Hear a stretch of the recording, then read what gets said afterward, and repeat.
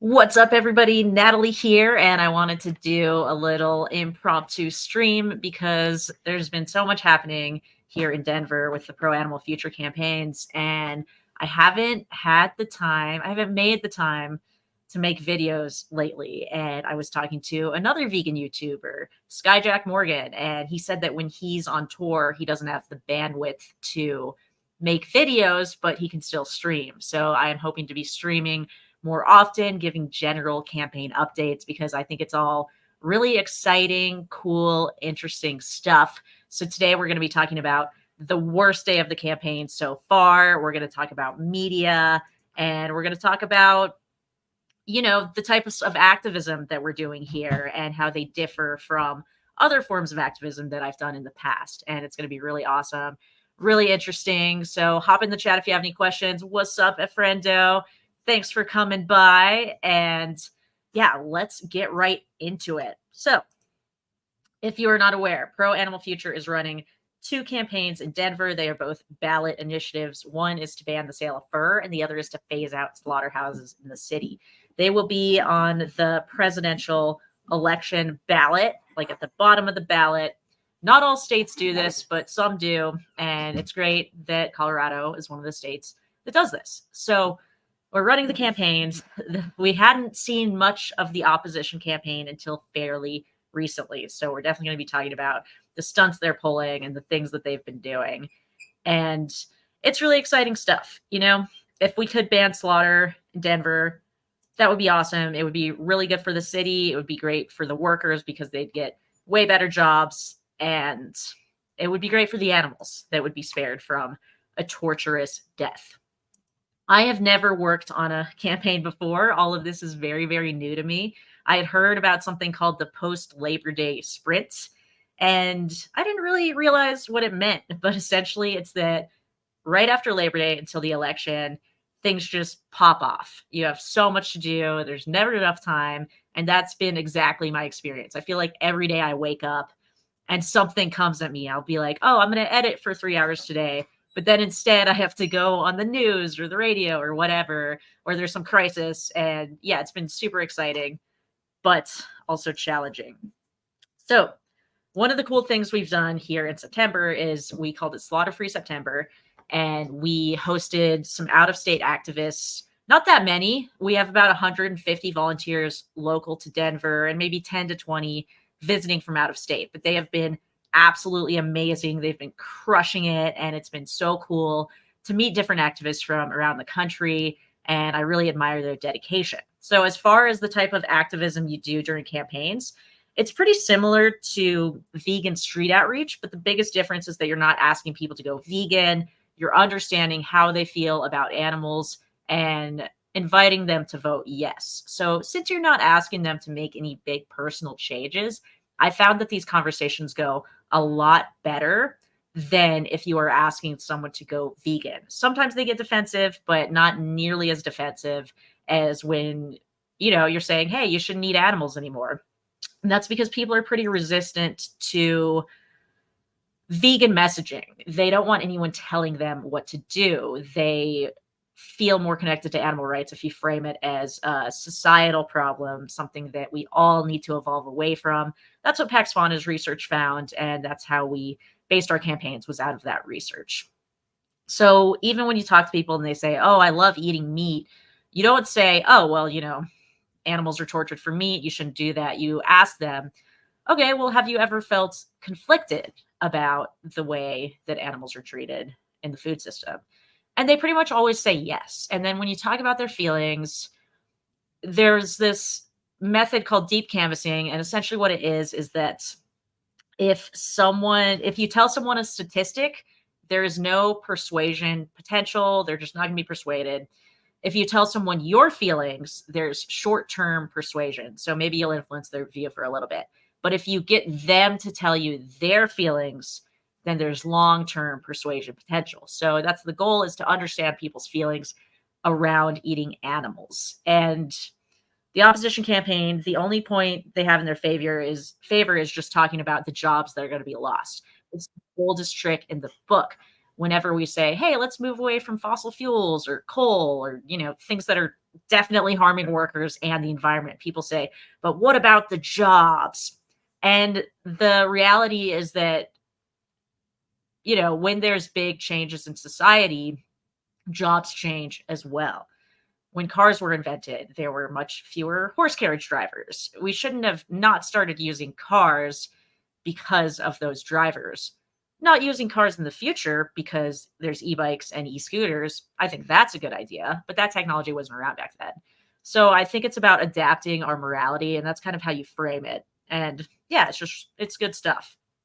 So really happy with everyone who's come for Slaughter Free September, and we've been doing a lot of door knocking, which is actually not the best form of activism for me because you get a lot of people who aren't home and it's just kind of boring. Debug Your Brain was in town, and he actually said it was his least favorite form of activism he's ever done, which is a bummer. But still, he did it and did a great job. So yeah, it's awesome. It's more fun to talk to people at parks and festivals, but the value of door knocking is that it's more targeted. So you know that the people you're talking to actually vote. You know that they're likely to be more open to your campaign. And yeah, it's good when you actually reach someone. So now I want to talk about the worst day of the campaign. And for me, that was on Saturday, and it involved the Denver Democrats. I used to identify as a Democrat. I've voted for Democrats pretty much my entire adult life. As of Saturday, I am having a very hard time empathizing with the Democratic Party because I now see that they are an establishment that's using their power to protect corporations. And that's bad. I'm not saying that I'm all Trump, Ultra 1000, definitely not. He is also protecting corporations. I'm saying that, both are bad and it sucks. And the situation we're in the US right now is not good. But seeing what happened on Saturday really made me lose faith in the Democratic Party. So here's what happened. Basically, when there are ballot measures, the parties can either endorse the measure, take no position, or come out against it. And Denver doesn't really have many Republicans, so we're not too concerned with the Republican Party. The Democrats have a lot of power here. And we heard that they were thinking about, coming out against our measures. To mitigate that, we started going to Democrats meetings around the city, meeting them, talking to them. Every meeting I went to was great. The people were really sweet. They seemed really interested in the campaigns. They understood why we should close the slaughterhouse because they've been polluting a minority neighborhood for 70 years. It's called Globeville in Denver. And, since it's not a rich white neighborhood, they don't have the political power that other neighborhoods in Denver do. They have poverty levels almost double that of the rest of the city. And they're also the most polluted residential zip code in the entire country, which is absolutely insane. So Superior Farms, the slaughterhouse, to me, it's blatant environmental racism. They're using this marginalized community to slaughter these animals, to pollute it because the community can't really fight back. But that is not how it was framed on Saturday because the opposition knows that Denver is a very democratic city. So they thought, how can we use identity politics to make pro-animal future look bad? And that's pretty much exactly what happened. But before we get to that, more about the meetings. So I connected with people at meetings. They were really great, really sweet. They were like, yes, definitely down to vote yes. There was always like one or two people at the meetings that I come from ranchers and this is bad for rancher, stuff like that. But they were definitely in the minority. Then we get to this big meeting on Saturday. There's about 250 people there. We've got about 15 to 30 activists. The opposition, there was the fur and the slaughter opposition there. And they bring all the slaughterhouse workers. They stand out outside. They give people stickers. And they're like, trying to fight for their jobs of slaughtering animals that apparently they love. Apparently they love slaughtering animals. So they want to continue to make money from doing that. So that's why they were there. They have not talked to us. The opposition keeps saying that we haven't tried to talk to workers. That's not true. One of our activists tried to talk to one, and he said, I don't speak English. So then the activist started speaking in Spanish, and then the dude walked away. We've gotten a very clear signal that they've been instructed not to talk to us. That being said, we have talked to quite a few former workers who tell us that the number one thing they want people to know about is the rampant animal cruelty at the facility. They say it's a terrible job. So yeah, all these workers were standing out there. We had some activists, and we were trying to give out vegan hot dogs, but then we couldn't cook them. That'll come into context later. So we're there at the meeting, and I'm kind of nervous because I am speaking in favor of the fur measure, which I didn't know that I was going to be speaking in favor of the fur measure until the day before. So Friday night, when I was hoping to be relaxing, I was actually prepping for trying to memorize this 3-minute speech that I was about to give. So I was mostly focused on that. Apparently, I looked like an insane person rehearsing my lines, which is fine. So then we get to the fur measure, and how it works is each side has 3 minutes. So I talked for 3 minutes about fur. I think I gave a pretty good speech. I'll try to throw it up at some point. Most people said it was good. I was really, really nervous. It was the biggest crowd I've ever spoken to, 220 people. Probably the most people I've spoken to before that would be like 40, 50. So it was definitely a stretch for me. So I felt very nervous, but I think it was good. You know, I talked about the animals, the animal cruelty, the benefits of the fur ban, the fact that the fur ban has been in effect in California for a couple of years, same with Boulder. It's not like this revolutionary thing we're doing. Fur is banned in over 25 countries. And most people I talk to in Denver are surprised that it's not already banned in Denver. So I thought that the Democratic Party would probably endorse the fur measure. So I give my 3 minutes. I talk about the fact that we have a Native American exemption, which I personally, I think fur is wrong no matter what. That being said, there's a long history of colonization, and I do think indigenous nations should have the right to not be subjected to the same legislation as us, essentially. But that apparently doesn't matter that we have a Native American exemption, because the opposition claims that our exemption is racist, which is a whole weird thing, but that's going to come up later. So I give my speech about fur. It seems to go well. Then the opposition goes up. He talks about the National Western Stock Show, which everyone in Globeville hates, by the way, because they stole land and kicked people out of their homes. But this is this big corporation that's fighting the fur ban because a minority of vendors are going to be affected by it. And then the part that we didn't know about, which was the most important part, was that after we gave our positions, Democrats from the city can come up and speak either for or against our measure. So the opposition had gone and they talked to people and they recruited people to get up and speak against our measures. Since we didn't know we were supposed to do that, we didn't do that. So when it was time to have the support in the opposition, they said, everyone on the opposition line up over here, every supporter line up over here. A bunch of people line up on their side. No one really lines up on our side. Eventually, one person did speak in favor of the animals, and she was awesome. She's one of the people I met at one of the meetings. But the other people were just basically saying, like, oh, it's racist to Native Americans because it only applies to members of tribes. We use the same Native American exemption as California and Boulder. That's why we chose it. And then they were just basic identity politics. But it wasn't terrible. The fur debate was not terrible. So then they decided to vote on it on ballot instead of like in the open. So we didn't know the results of the fur ban until yesterday. So this was happening. And then came time for the slaughterhouse ban. And this is where things get really, really bad for us. So we didn't know who was going to be speaking in favor of the slaughterhouse ban or against us. We thought it was going to be this woman who I debated. It was actually someone else, but we had our press person, Olivia, and she gave a really great speech about why people should vote yes to ban slaughter, about how The company Superior Farms has been sued by the Department of Justice for animal cruelty about how they have been sued by former employees, Muslim employees, for racial and religious discrimination. They were literally using racist slurs against these employees over the intercom.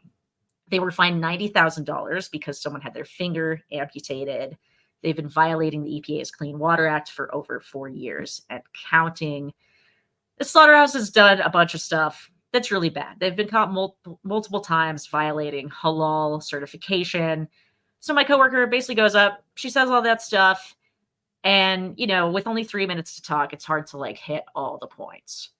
And then the opposition comes up. They're like, oh, everything's humane. These people, whatever. But they come up with, 7 of the people who worked in the slaughterhouse who aren't technically supposed to be up there, I didn't think. I thought we could only have 1 or 2 people up there. I didn't realize we could have 7 people up there. Then maybe we would have gotten some of our activists to go up, and that would have probably been better for us. So slaughterhouse workers are standing there, and this woman, you can tell she's pretty lived out, pretty in with the identity politics and stuff. And, I'm not super anti-woke in the way that a lot of people are. I do think racism and sexism affect people's lives, how they interact in the world. I think that's kind of basic stuff. That being said, I think using identity politics to argue in favor of a multi-million-dollar corporation that's literally harming a marginalized community and giving people shitty jobs, exploiting workers, I think that's pretty messed up. So that's basically what she did. She starts saying, we have to stand with the workers. This is their livelihood. They've been there forever. It's an employee-owned company. By the way, you have to be there for 3 years, and most employees don't own it. But of course, that wasn't mentioned. And then, everyone starts clapping. And they're like, yes, we stand with the workers. And they're like, these people are racist because most people who work there are people of color, and they're stealing jobs from people of color, when really, we're trying to help people. Slaughterhouse workers have really high rates of PTSD, depression, substance abuse. A lot of undocumented workers get jobs in slaughterhouses, and then when they do get amputations or get hurt, they can't actually do anything about it because they're not legal in the first place. So we do see this as helping workers, but that's not how it was framed. So that part was kind of bad. They didn't respond to any of the stuff we said about how terrible the slaughterhouse is or whatever. And then the next part is where it gets really, really bad. Finley, I see you in the chat. You were there. You know how awful it was. And it was time for them to say, okay, supporters line up over here, opposition line up over here. We had 0 supporters, and we can't just send up our people because they have to be members of the Democratic Party in Denver. And most people who work on the campaign are don't really identify with Democrats. Yes, we are progressives, but not involved in the local politics. It's mostly older people who are volunteers. They don't have any qualifications. They're not elected, but they can go up there and we can't. So the opposition had gone out and recruited people, and there were 8 people opposing us. And the way it works is that 8 people get to talk. And if that's 4 for and 4 against, that's fine. If it's 0 for and 8 against, then that's what happened to us. And we had to listen to all these people go up and talk about, I don't know if you guys have ever seen when non-vegan leftists go on rants about vegans, and they're like, vegans are racist, and why don't people care more about people of color than animals, and it's genocide to tell people to change their culture. It was basically watching 8 people spew that kind of nonsense while the crowd cheers and we can't do anything about it. It was one of the most frustrating experiences I've had recently. It was pathetic. I felt embarrassed to have identified as a Democrat. And yeah, it was really just truly awful. And then this one guy got up, and when I had been talking about the fur ban, I said that essentially, when we invented kerosene, we stopped hunting whales, which isn't true. I learned that last night. It was actually when we enacted a whaling ban. So that's actually more in favor of us. But that's what I said. And I said, like, if you're arguing for whaling in 1860, then that's like arguing for fur in 2024. Now, I chose that year because that was like pretty close to after kerosene was invented, when most people had switched to that. And he made it out like I had said that you should be more concerned with whaling than slavery, which is just absolutely insane. And then he said that we were serving hot dogs. So clearly we didn't care about animals. They were vegan hot dogs. It was just like, just all this stuff, but we didn't actually have any power to respond because we weren't part of the Democratic Party of Denver. And he riled everyone up. Everyone was cheering. Everyone was screaming, like, fuck these white people. He said there were no people of color in pro-animal future, which is bullshit. And it also upset the people of color that we do have. You know, it's the typical, like, erasing non-white vegans. They're like, oh, all vegans are white. And that's not true. You know, Black people are 3 times more likely to be vegan in the US than white people. And at the end of the day, arguing for animal oppression is a regressive cause. Arguing for animal rights is progressive. The Democrats are supposed to be the progressive party.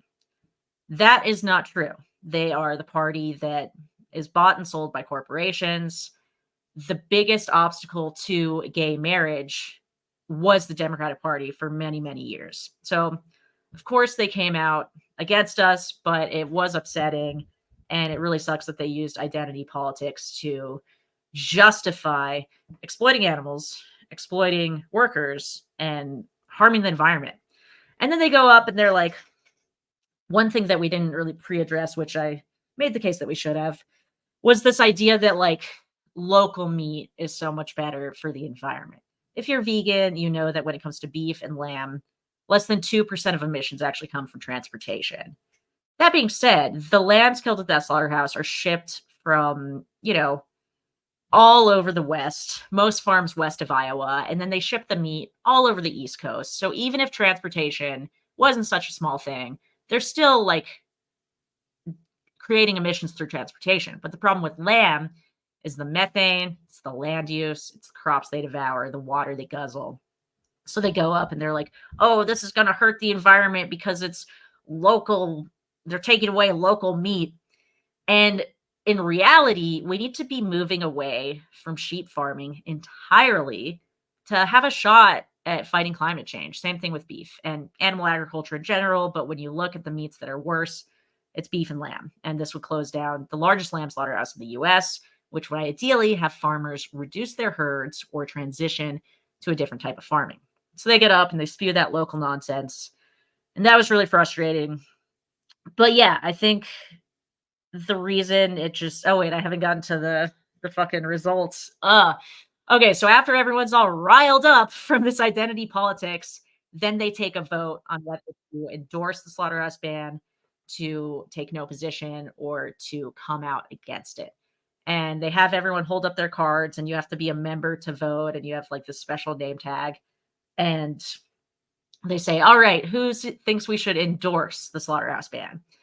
And anyone who raised their thing then, I think, has a lot of courage, because it takes a lot of courage to publicly show your support for people who were literally just called racist, genocidal, and accused of caring more about animals than people of color. Obviously, you can care about both at the same time, but it seems like that may be a bit beyond the scope of the people there. And I think it took a lot of courage for them to raise their cards.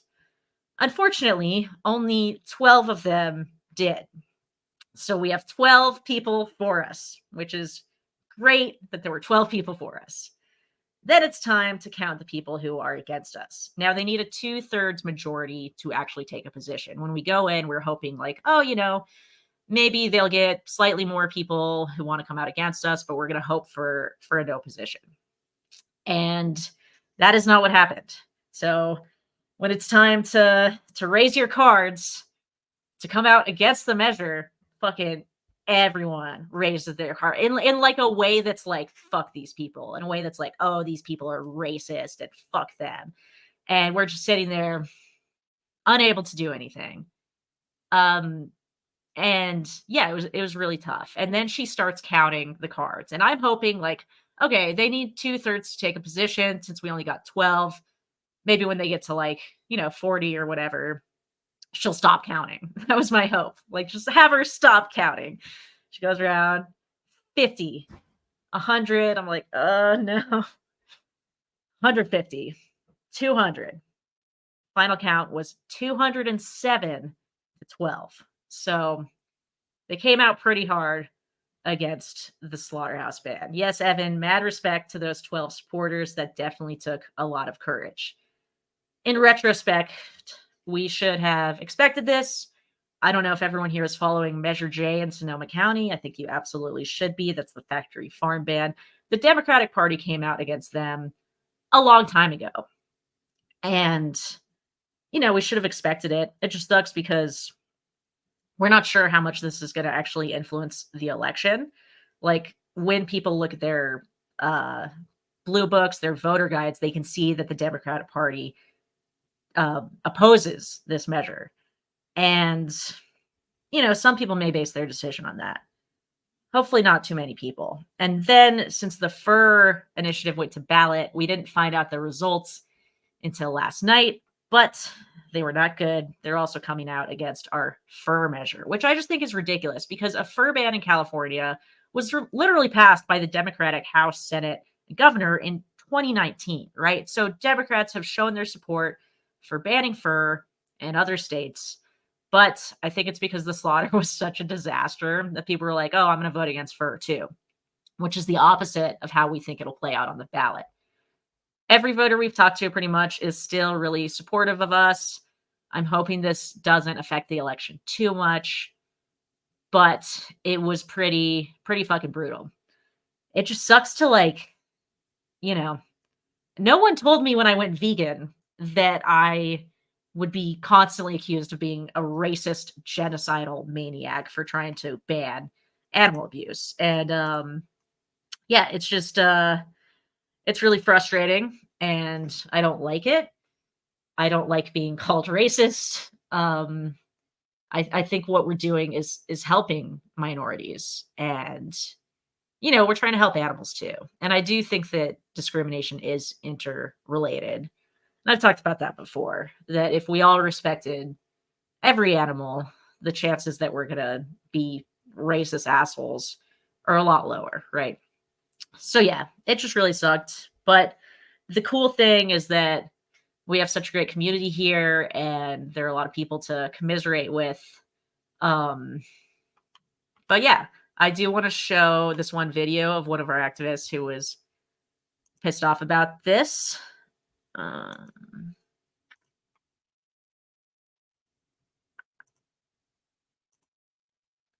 right. Democrats just made a huge mistake. I was at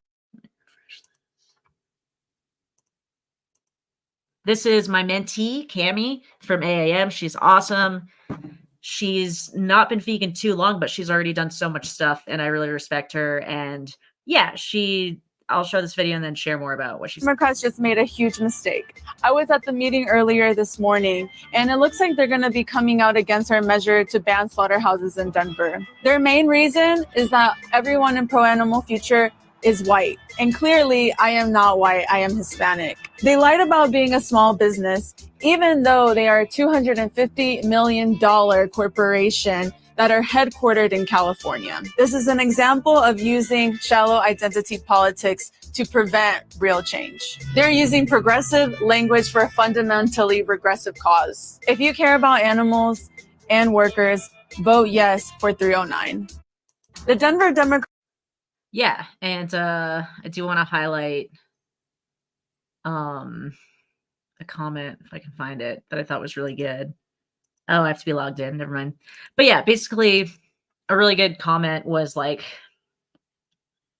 it would be like if we were talking about banning fossil fuels or moving away from them, and then someone comes over and it's like, oh, but ExxonMobil is woman owned. It's just like using these ridiculous identity politics to just prevent actual change. And yeah, it's really frustrating. And Cami also felt like, she's Hispanic and the Hispanic culture was used to justify something she really, really disagrees with, which is industrial animal slaughter. So that's just frustrating. It sucks and it's annoying. And I get why people are so frustrated with, you know, the kind of woke ideology. And like I said, I think there is some truth to it, but when it's used in this way, when it's weaponized in this way, it is very, very frustrating. So that's kind of the general thing. See some stuff in the chat I want to respond to. Wait, who said the Democrats in the USA is progressive? Oh yeah, they did. I mean, yeah, people say that. Clearly it's not true. And I do want to just make a distinction between people who identify as Democrats and the Democratic Party, because I feel like that's important. Like, I think you can be a Democrat and be progressive and think this stuff is bullshit, but the Democratic Party is an establishment that receives a lot of money from corporations, that upholds the status quo. And we can see that the Democratic Party is not progressive. Of course, they try to reverse identify the issue. Carnage Collective. Yeah. I mean, all thought goes out the window when you're talking about animal exploitation. It's like, oh, wow, they care about animals. They must be racist. Like, clearly that doesn't actually make sense, but that's basically what they were doing. We applaud your efforts, everyone at Pro Animal. Thank you so much, 40-year-old vegan. I appreciate that. Yeah, I'm really grateful to all the activists that have been here. It's been awesome. Politics is so frustrating. You know, it really is. I never thought that I would like go into politics, and it's like weird that I have now. I basically have to be a politician now. And you just realize more and more kind of how dishonest people are. The really annoying thing is that like two of the people that spoke up against our measures, I had spoken with earlier that morning, and I thought that we had pretty good conversations. They came to me with points. I calmly debunked them. Like, one guy was like, oh, well, I don't want the fur ban because like I have cowboy hats and I want to keep the cowboy hats. The only cowboy hats that use fur are like $1,000. So I asked him, how much did you pay for your cowboy hat? He said $30. I said, your hat's going to be fine. The vast majority of cowboy hats do not use fur, but there are some high-end cowboy hats that do. So they're telling everyone that they're not allowed to have cowboy hats anymore. So I talked to him about that. And then I talked to him about how we'd spent the night before that in the community of Globeville with people who live there, which is where the slaughterhouse is. We talked to people there. They are mixed on if they support the slaughterhouse ban, but a lot of them do. They don't like the stench. They don't like the pollution. Valid concerns. Most people who work in the slaughterhouse don't live in the neighborhood where it is. Most people who profit from the slaughterhouse do not live in the neighborhood where it's located. They get the benefits of the slaughterhouse without the costs. The neighbors have to bear the cost for corporations to profit. So I told him that. And then he gets up there to oppose us and says that we've never talked to anyone in Globeville about the slaughterhouse ban, that we didn't work with anyone here, that he didn't see anyone from Globeville there. So clearly we haven't talked to anyone. The reason people from Globeville weren't there is because you have to be involved with the Democratic Party of Denver there. And I guess some people from Globeville aren't as involved as the people they recruited, that the opposition recruited to speak against us. So that was really frustrating. It felt like being stabbed in the back. And yeah, this one guy who spoke out against both of our measures, I talked to him after and I was like, dude, you betrayed me. And he said, well, I don't support you guys on these initiatives, but I'll support you if you go statewide. And it made absolutely no sense. Why would you support us banning fur and slaughter in the entire state of Colorado, but not in the city of Denver? I don't know. I do not know. I'm going to present a project for an anti-species association in my leftist university, and I was already scared, but now I feel hopeless. I hope the ballot turns out well for you still. You know, don't let this influence your decision, because I think that leftists, I don't want to say they're better than like the Democratic Party, because I don't know, because I've seen leftists say really terrible shit about veganism too. We all have. I think you should do it. I think you should do it. Being scared is fine. Don't feel hopeless. If you need help, DM me on Instagram, Natty Fulton. It goes for anyone. If you're trying to start activism and you need help, DM me on Instagram, Natty Fulton. You can do it. You can do it, dude. Don't let these fuckers in Denver hold you back. I mean, I shouldn't be so mean. Don't let these people that were caught up emotionally by someone who was lying, Yeah. This is so reminiscent of Benjamin Lay's efforts to speak to the Quakers about anti-racism. You guys did great work to fight against the norms on any side.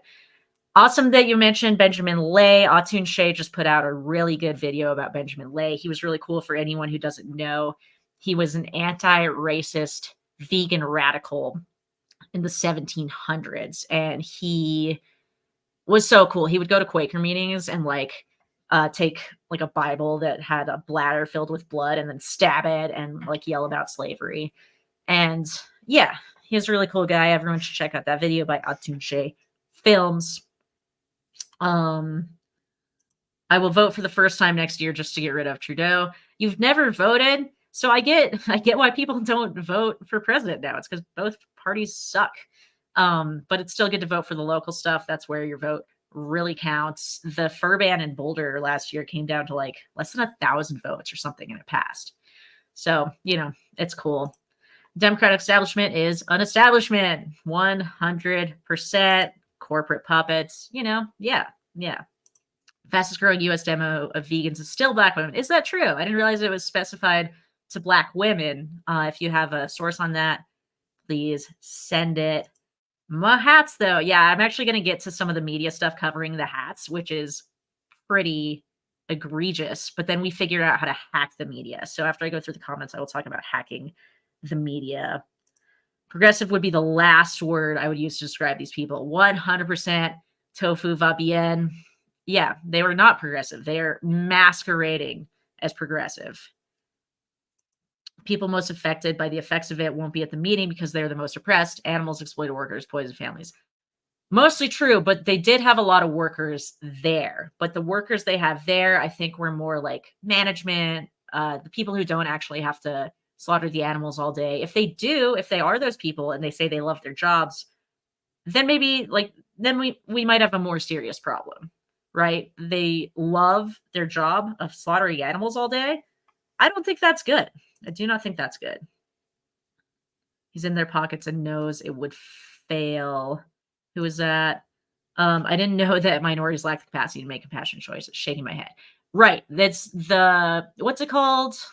Some form of racism. The racism of lowered expectations, right? Which is where you're like, oh, white people should act morally, but minorities shouldn't have to. That in itself is racist. We should all be held to the same moral standard.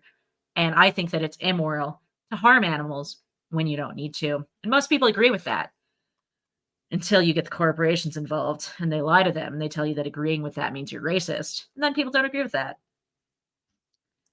Veganism is the one true bipartisan issue. What's really funny is when we started this campaign, we were like, how much are we going to lean into like we want to be bipartisan, but that's probably unrealistic because Democrats seem more likely to support us. And I guess it's true. It's bipartisan because neither party supports it. I'm not going to give up. Don't worry. Thanks for your support. I've seen other leftist universities have great success with pro-animal organizations. Awesome. Yes. And if you want to do ASAP, they're also great for universities too. Vote local. Yes. Feels infuriating. It was infuriating. Infantilizing. Yes. Infantilizing as well. So now we want to talk about some of the media we've been getting, and I want to show you an example of one story that was really, really bad, and one that after we talked to someone who actually knows about the media went a lot better. So a huge part of this campaign is the learnings that we're experiencing throughout it. Now we'll know next time that we need to recruit people from the Democratic Party to speak up in favor of us. If we had known that, we would have done it. I met a lot of great people and talked to them and connected with them. And if I had known I could just reach out and ask them to speak, I would have done it. So we learned that, learned about the media. A friend, consider not being white next time. Yeah, that's a great idea. I'll just go in there. Max Blair, awesome activist who came to Slaughter Free September and who's coming back. I actually had a dream about you, Max Blair, last night. I had a dream that you were here in Denver, and I was like, oh my God, is it already October 2nd? The election's even closer, but it's not October 2nd, so you're not here yet. Anyway, I read a quote the other day. Policy change is always preceded by cultural change. How do you think we should balance our activism in these two arenas? That's a really amazing question. So I think that's probably true. The thing that's hard about it is because the culture is already against fur. 71% of Americans oppose fur. And, maybe this fur ban will pass. Hopefully it will. It would be really sad if it didn't, right? But yeah, I mean, we obviously want to change culture. That's what we're trying to do. You talked to a bunch of people while you were here in Denver and changed their views on how they feel about animal farming. And that's awesome. So I think that some of the things we're doing to change culture are like really good. Like we're putting up a lot of flyers, chalk, talking to people, showing just that like it's not weird to care about animals. It's not weird to be against factory farming and industrial animal slaughter. And what is it? 69% of Americans, something like that, think that the factory farming of animals is one of the most important social issues of our time. So I feel like we do have a lot of culture on our side. The thing that's not on our side is the corporate power. So eventually culture will influence enough people that the corporations are less powerful, maybe. I don't know. I think we should try to do both, because the other thing about policy change, where'd you hear that it's always preceded by cultural change? Because don't they like move in tandem together? Like sometimes you hear of a new policy and you're like, oh, that changes culture, right? Like when I say there's a fur ban passed in Boulder, then people in Denver are like, oh, well, if Boulder did it, policy change there, that influences how I think about it, culture. Yeah, I don't know. The one thing that unites most humans more than anything is their acceptance and approval of animal exploitation. Apparently that's true.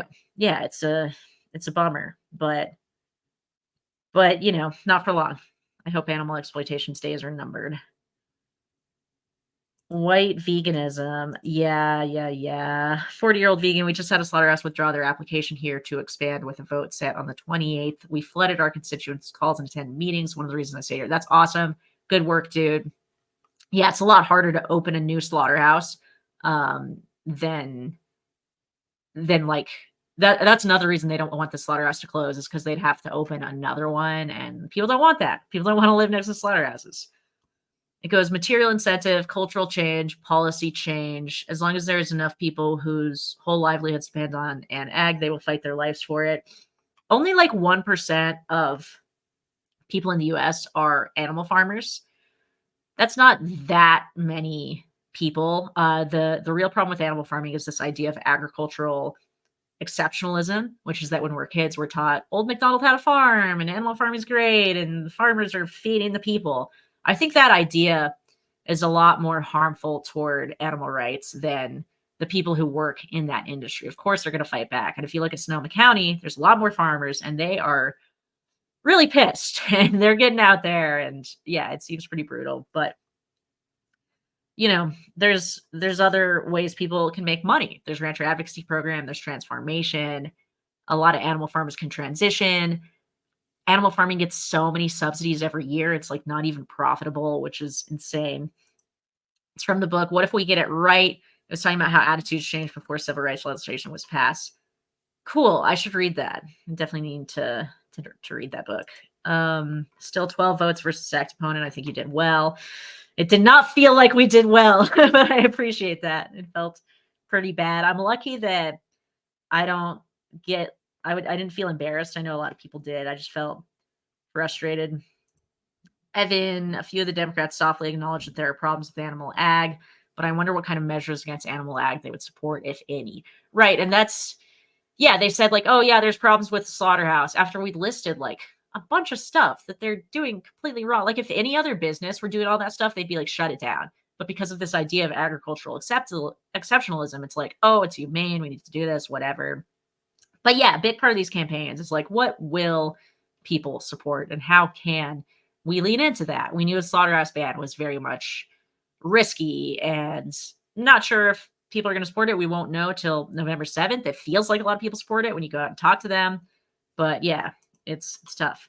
I think with any luck, our attempts at policy change will create cultural change. All the work we're doing talking to people will have a long-term impact. Absolutely. Every time we knock on someone's door and we talk to them about banning slaughterhouses, we're having a great conversation about animal rights, and that impacts people. And yeah, it's absolutely amazing. Okay, so now I want to show you guys this disastrous media appearance we had, and you can see this hat lady. that has come out pretty hard against our measures. And then we're going to show you an example of a good story that they did. All right, so bad story coming in. Which one is it? I think this is the bad one. Yeah. And today, as we said, was the first day of fall, so you know the election. No, this is the good one. Didn't introduce.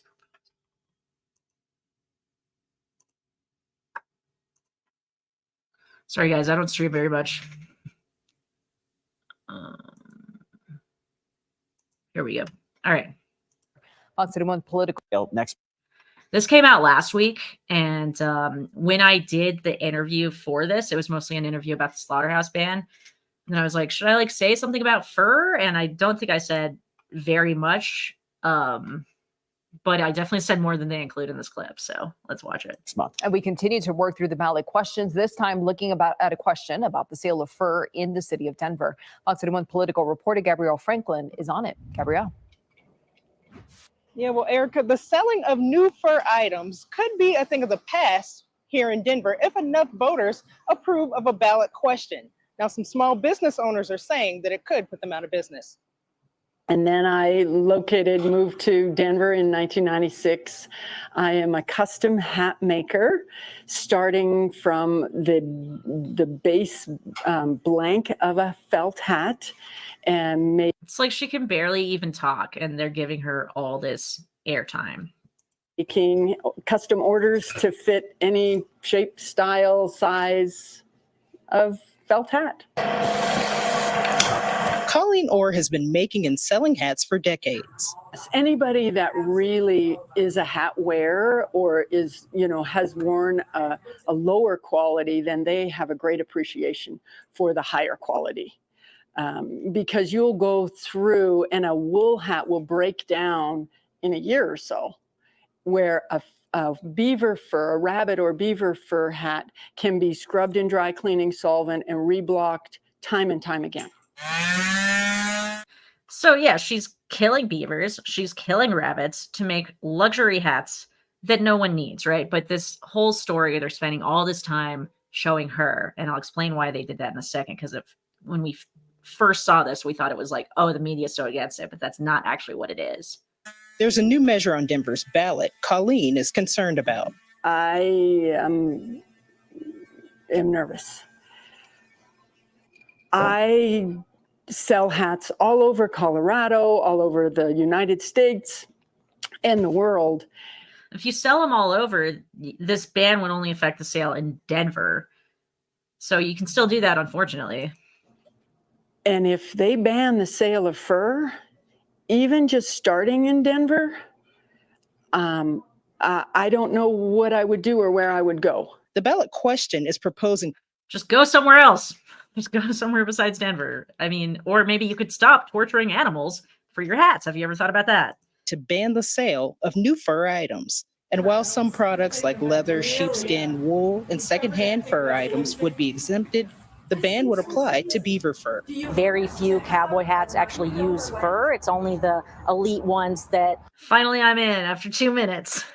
Ultra rich people buy. The vast majority of cowboy hats do not use fur. Natalie Fulton of Pro Animal Future believes voters will side with her group. Luckily, the public is very much on our side against fur. Many people think that fur is already banned in Denver, and they're surprised to learn that it's not.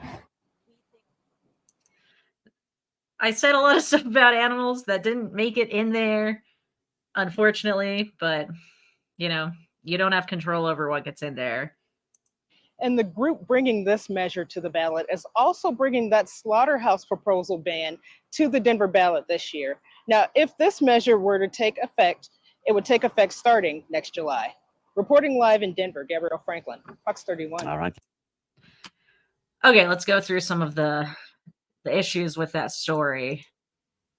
So first of all, they showed the hats the entire time. They barely showed the proponents of the ban. They didn't talk about animals at all. And they let this woman talk for basically 2 minutes. And it's like, oh, you're ruining small businesses. Everyone loves small businesses, which I think is really weird because I've worked for small businesses and they're actually terrible. And I feel like businesses that are a little bigger, like kind of know what they're doing more because they have more standards. But that's just me. Apparently, a lot of people love small business. Aluwale Blue Vegan, thank you so much for the $5. That's going to go directly to our campaigns, which means we can run more ads and do more cool projects like the Lamborghini, which I'll tell you guys about later. Fredo just made the hats out of dog fur. Exactly. I don't think anyone would have a problem with that. People would definitely want to kill dogs for hats. They shut down my plantation, like out of business, right? I wish I could like say shit like that, but apparently I'm already racist, so whatever. Elwood's cowboy hats. You know, we should actually talk. Oh my God, this is actually genius. I'm actually going to talk to Molly about this like right now because Elwood needs to start making cowboy hats. This is so good. Thank you so much, Finley. That's such a good idea. I'm so stoked about this. Okay. Aren't you glad you're not known as the juggling vegan anymore, TV star? Yeah, I think the Natalie Fulton thing is a bit more professional, and I used to be called Pro Animal Future's social media lead, but I changed my title to spokesperson. So now I'm like very official. They cut you off after giving Hat Lady a space to cry.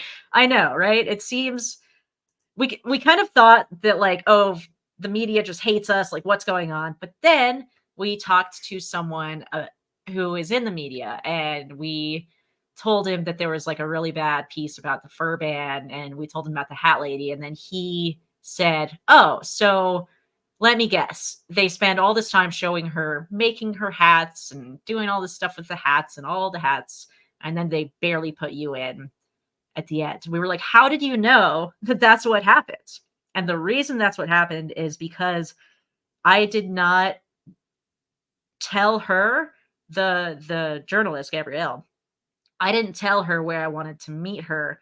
I went to where she was, and she wanted to put me in a shitty background, and that's not visually engaging. So what the media cares about, they're not going to take sides, but they will show whatever is more visually engaging. So now that we learned that, yesterday I get a DM from a journalist. She's like, hey, I want to do a story on the fur ban today. So luckily we had reached out to some sanctuaries, a rabbit rescue, somewhere that we can show the animals, because that's really what all of this is about. So now I'm going to show you the good story.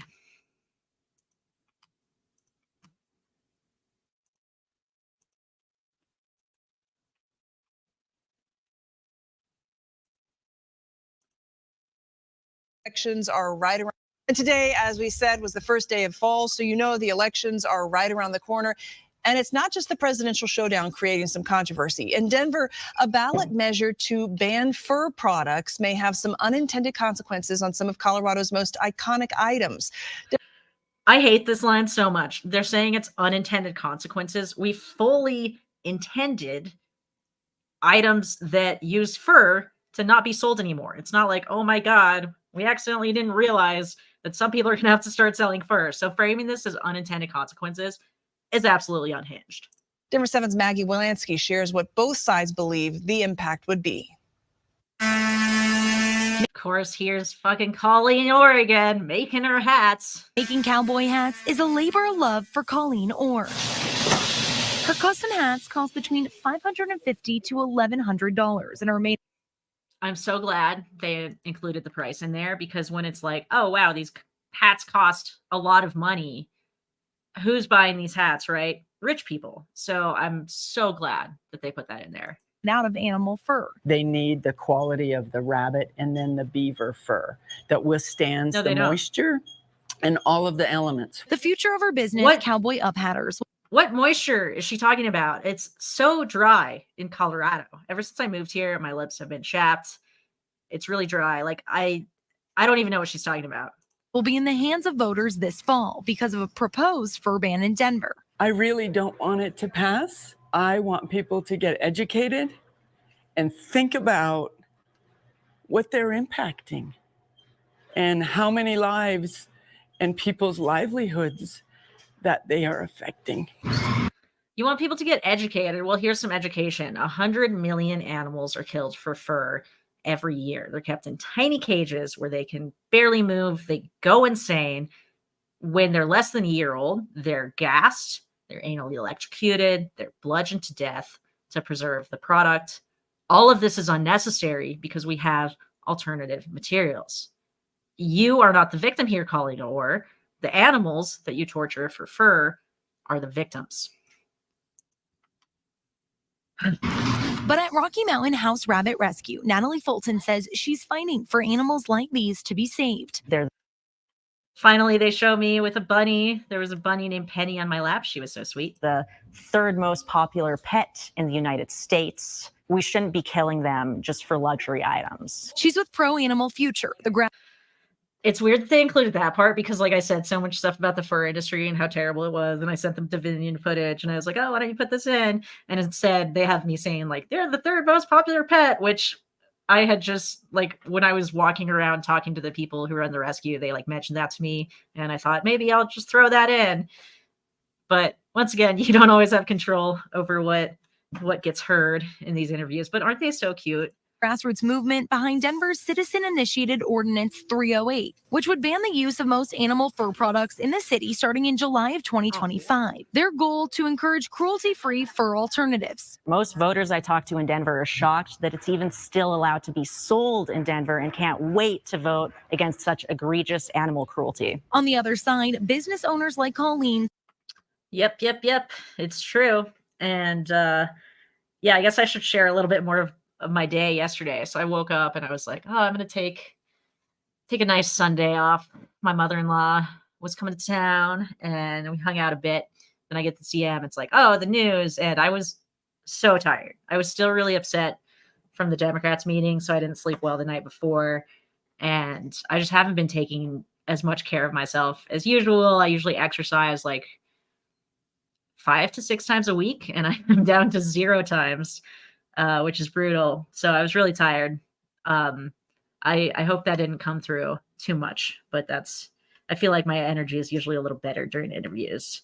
Of course, it's back to the hat lady. Cowboy hats are part of Colorado's character and believe voters are shocked for a different reason. This is a Western way of life in Colorado, and people are absolutely stunned that this has already even made the ballot. Reporting in Denver. Why would they be stunned? It's literally banned in California, in Boulder, 25 other countries. What is she talking about? The Western way of life is not cowboy hats that cost $1,000. Yes, cowboy hats are part of the Western way of life, but there's absolutely no reason that you need to use rabbits or beavers. Maggie Wolanski, Denver 7. And it's not just cowboy hats that could be affected, opponents say. Fly fishing stores could no longer sell flies made with animal fur, and it could affect sales of things like rugs at iconic events, including the National Western Stock Show. I don't know what she's talking about with the rugs because, unfortunately, we had to exempt livestock animals from the fur ban. That's just how fur bans are typically done. They have been spreading some misinformation that it'll affect sheepskin rugs, but it won't. And the fly fishers have plenty of alternative materials they can use. They do not need to use fur. And digging deeper tonight, this type of ban is not new in parts of Colorado. Selling and manufacturing new fur products is banned in the city of Boulder and has been for a few years now. The Humane Clothing Act passed there in 2021. Going further in depth, California is the first state to ban the sale of animal fur products. Back in 2019, Governor Gavin Newsom signed a bill into law there making it illegal to sell, donate, or manufacture new fur products in the state. And that officially went into effect last year. Panera's mac and cheese. All right. I'm going to share this in the chat. And I want everyone to go and comment that fur is wrong and that we don't have to kill animals, because some of the comments are like, go back to California. I've never lived in California, by the way. I have been there. It's quite nice. All right. Now I'm going to go through the comments. Lives. Yeah, it's like, what? Damn, that's an expensive hat. Really, really expensive hat. They cut you off after giving hat lady space to cry. Yep. Think about the hats, guys. I know their whole campaign is keep your hands off my hat. It's like, why don't you keep your hands off the animals' literal bodies that they need to survive? Like, it shouldn't be your hat in the first place. It should belong to the animals that we know are sentient that suffer for fur and that shouldn't have to die for a dumb $1,000 cowboy hat when you can get plenty of other hats that don't use fur. She pretending to cry. She's probably actually crying because she sucks. It's funny. I was talking about this with my mother-in-law. And she was like, "Yeah, I think the thing she did well was like her passion really came through." And I said, "Oh, I thought that seemed stupid and unhinged." So let me know in the chat. If you were trying to look through a non-vegan's eyes, would you see this as passionate or unhinged? Show the process of obtaining the fur used for the hats. Yes, please show the process, right? And I sent them all the fur videos. They didn't show those. She's killing animals for hats and then doesn't even make good hats. What in the world? Yeah, I mean, maybe they're good hats. Who knows? You guys, what about my money? One thing that I said yesterday that I wish that they had included was, imagine if there were a dog fighting ring and we were talking about if they should go out of business. Should they stay in business because people would lose money? I think that's a really good argument. And yeah, you spend donation money on fancy Lamborghinis, you're turning into James Aspie. Okay, so now I'll explain what the Lamborghini is. So apparently there was this candidate somewhere in the US who won a campaign by like driving around like a float or like an ice cream truck or something and just playing a jingle. And what we're going to do is we got an e-bike and we're going to put this float on it that's a lamb and it's going to play our jingle. I don't know if you guys heard our jingle yet. It's really fucking sick. Red Pill Pete came up with it. You know that song, 8675309. So ours is vote yes on 308 and 309. So that's going to be blasting all around Denver. We're going to have the Lamborghini. It's going to be sick. I'm going to be biking around on the e-bike. And obviously we're not going to give out ice cream because it's kind of expensive. So maybe we'll give out popsicles. But it's already getting cold. So maybe something warmer. What an entitled, gross human. Yes, she is. Lame. It's so cool. The feedback could immediately implement for a better result. Yes, we were actually really excited about that because the results was so much better. And it's because now we understand the media a little bit better. And this whole campaign, we've just been learning so much stuff. But yeah, I'm really glad.